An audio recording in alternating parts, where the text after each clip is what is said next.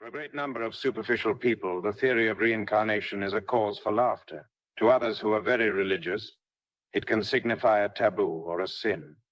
For the pseudo-occultists, this is a very firm belief. For the scoundrels of the intellect, this is a disheveled utopia. Yet for us, the ones who can remember our prior existences, reincarnation is a fact. In the name of truth, I have to solemnly affirm that I was born remembering all of my past reincarnations, and to swear to this is not a crime. I'm a man with an awakened consciousness. Obviously, we must make a frank differentiation between reincarnation and return, two very distinct laws. Although this is not the objective of this present chapter, after this preamble, let us get to the facts, to the point. In olden times, when the seas of the world were infested with pirate vessels, I had to pass through a tremendous bitterness.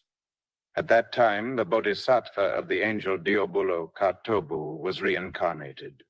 It is not worthless to affirm with a certain emphasis that such a being was in possession of a feminine body of splendid beauty. It is clear that I was her father. Unfortunately, in an ill-starred hour, the cruel piracy that did not respect lives or honor kidnapped all the beautiful girls after having isolated that European town where many citizens abided in peace. It is clear that my daughter, an innocent maiden of those foregone times, was among those beauties. In spite of the terror of many villagers, I courageously achieved placing my own life in danger. The confrontation of the treacherous captain of that Corsair ship. You take my daughter out of that hell in which you have placed her, and I promise you that I will take your soul out from that hell in which it already is. Such were my painful exclamations. The dreaded Corsair, while looking at me with fierceness, had pity on my insignificant person, and with an imperative voice commanded me to wait for a while. I watched with infinite longing as the filibuster returned to his black ship. I understood that he knew how to deceive his sea-wolves with astuteness, because moments after, he gave my daughter back to me. Bless my soul, O God, and Hail Mary. Who would think that after various centuries I was going to re-encounter the ego of that dreaded Corsair reincorporated within a new human organism? Thus, this is the law of the eternal return of all beings and things. Everything is repeated in accordance with another law called recurrence. One night, with great spiritual longings, I found him joyous among the select group of those aspiring to be Rosicrucians. That old Corsair also spoke the English language, and he even told me of having traveled a lot because he was a sailor for a North American naval company. However, our friendship became an ignis fatuus, a sudden blaze of straw, because I very soon plainly verified that this man, in spite of his mystical longings, continued in his more intimate depths as an ancient Corsair dressed for modern times. With much enthusiasm, that gentleman narrated to me his astral experiences, because it is unquestionable that he knew how to astral project himself at will. One given day, among others, we arranged a transcendental metaphysical meeting to be realized in the Summum Supremum Sanctuarium of Berlin, Germany. For me, this was a relatively new experience, because it did not occur to me until then to perform an experiment of the voluntary projection of the eidolon. However, I knew that I could do it. Therefore, I daringly accepted such a meeting. With complete clarity, I remember those solemn moments in which I was converted into a spy of my own dream. In mystical lurking, I waited for the instant of that transition that exists between vigil and dream. I wanted to take advantage of those marvelous moments in order to escape from my physical body, the state of lassitude, and the first dream images were enough in order to completely understand that the awaited-for moment was arriving. I arose from my bed delicately, and walking very slowly, I left my house feeling possessed by a certain spiritual, exquisite, and delicious voluptuousness. It is unquestionable that when I arose from my bed in the instant of drowsiness, the astral projection, the natural separation of the eidolon, was performed. With that very extraordinary shining of the astral body, I departed from all of those surroundings, yearning to arrive at the Temple of Berlin. Clearly, I had to marvelously travel over the boisterous waters of the Atlantic Ocean.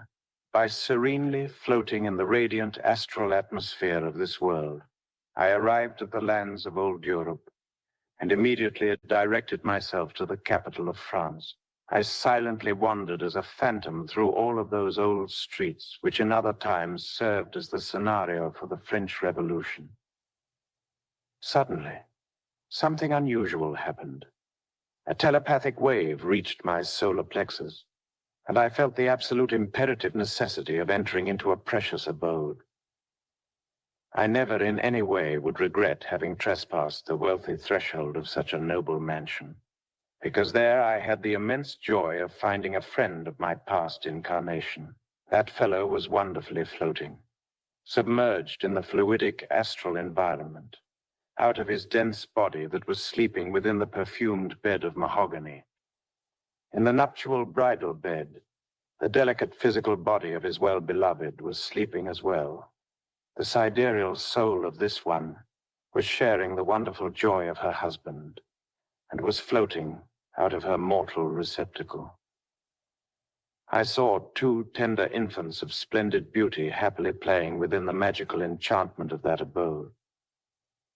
I saluted my ancient friend, and also his ineffable Eve, but the children were frightened by my unexpected presence. It seemed better for me to withdraw from there and go along those streets of Paris. My friend did not reject my idea, and conversing together, we departed from that mansion of delights.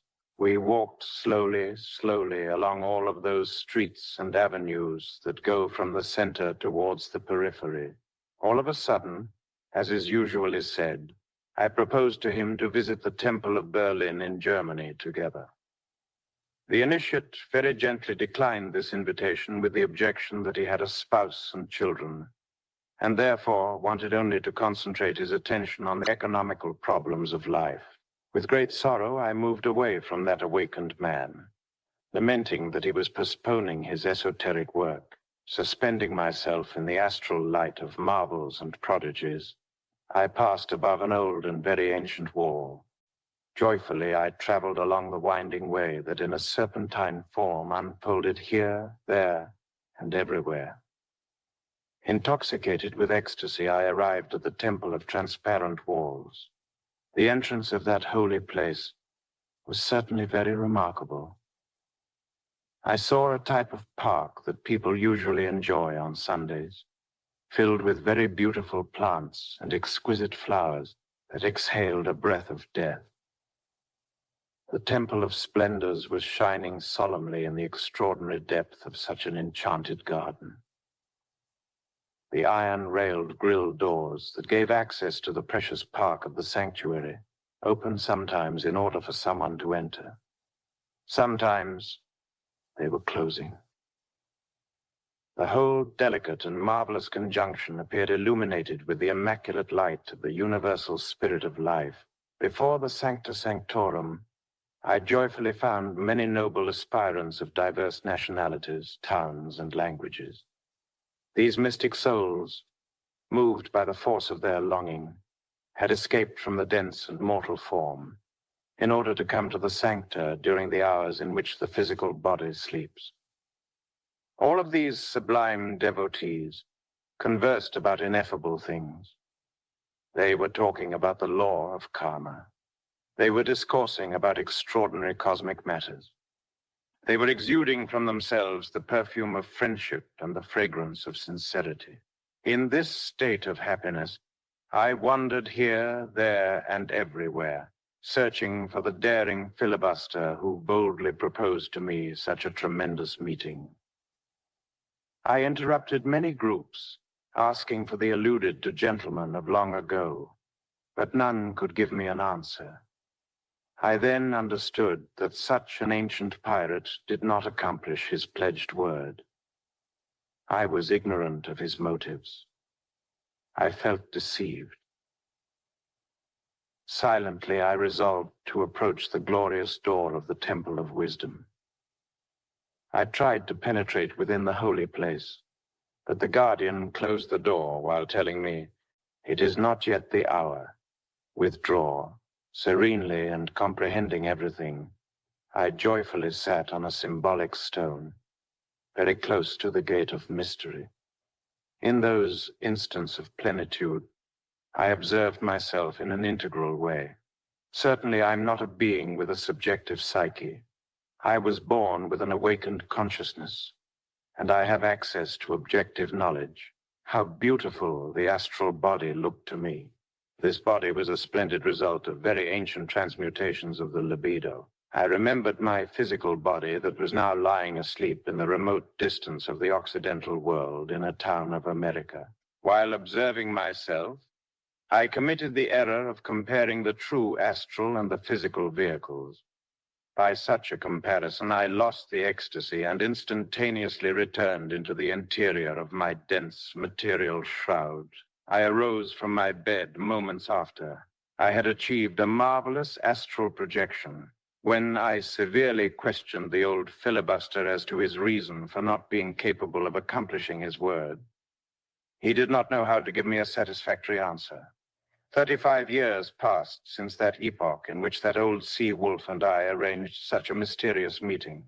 Beyond time and distance, that strange person was already only a written memory within the dusty pages of my old chronicles. Nonetheless, I confess and plainly speak that after so many years, I became astonished by something unusual. One spring night, while absent from the dense, perishable form, I saw the Lord Shiva, the Holy Spirit, my sacred super-individual monad, with the ineffable resemblance of the Ancient of Days.